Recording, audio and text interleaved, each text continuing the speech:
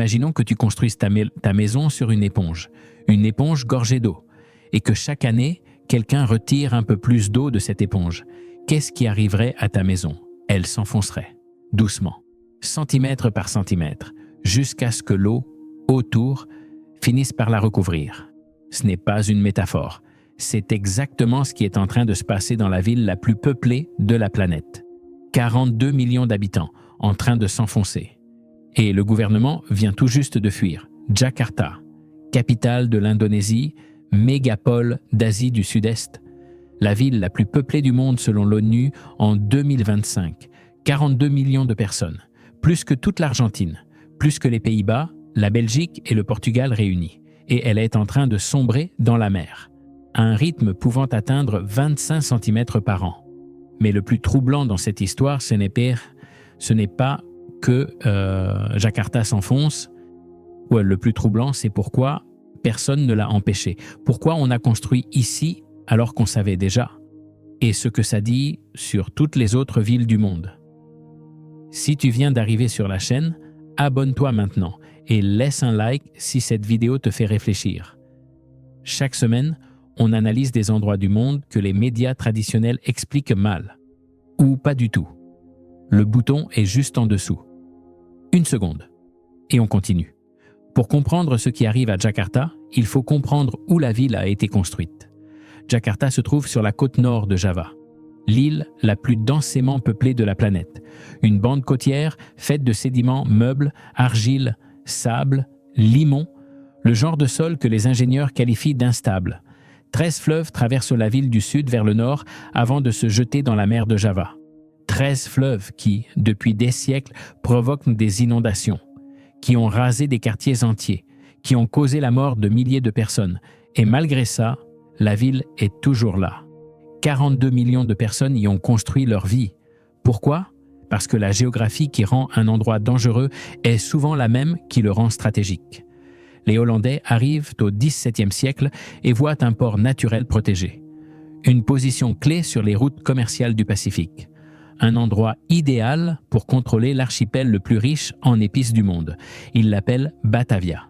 Et ils construisent dessus, sans se demander ce qu'il arriverait au sol, sans se demander ce qu'il arriverait à l'eau. 300 ans plus tard, la réponse est en train d'arriver. Jakarta s'enfonce. Ce n'est pas une opinion, ce n'est pas une prédiction, c'est ce que montrent les satellites, les géologues et les habitants eux-mêmes.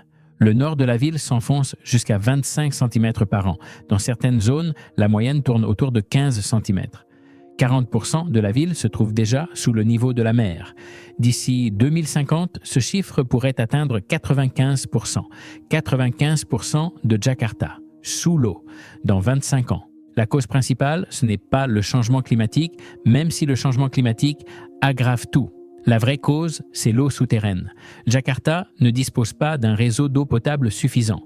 Des millions de foyers, d'entreprises et d'usines pompent directement l'eau du sous-sol grâce à leur propre puits. Et quand on retire l'eau du sous-sol, le terrain perd sa pression. Il se compacte, il se rétracte et la surface sur laquelle tu vis s'abaisse. Ajoute à ça le poids des bâtiments. Jakarta possède certains des gratte-ciels les plus hauts d'Asie du Sud-Est, des millions de tonnes de béton et d'acier qui appuient sur un sol d'argile molle, et ajoute encore la mer. Le niveau de la mer de Java monte de 5 cm par an. Au-dessus, la ville s'enfonce. En dessous, la mer monte. Les inondations qui arrivaient autrefois tous les 10 ans reviennent désormais à chaque saison des pluies. Des quartiers entiers du nord de Jakarta restent sous l'eau pendant des semaines. Pas par accident. Par conception, parce qu'on a construit une ville à l'un des pires endroits possibles et qu'on a ignoré pendant 3 siècles ce que le sol essayait de dire. Et maintenant vient la question que personne ne veut vraiment se poser. Qu'arrive-t-il aux 42 millions d'habitants? Jakarta n'est pas seulement une immense ville, c'est la plus grande concentration humaine de la planète, plus grande que Tokyo, plus grande que Delhi.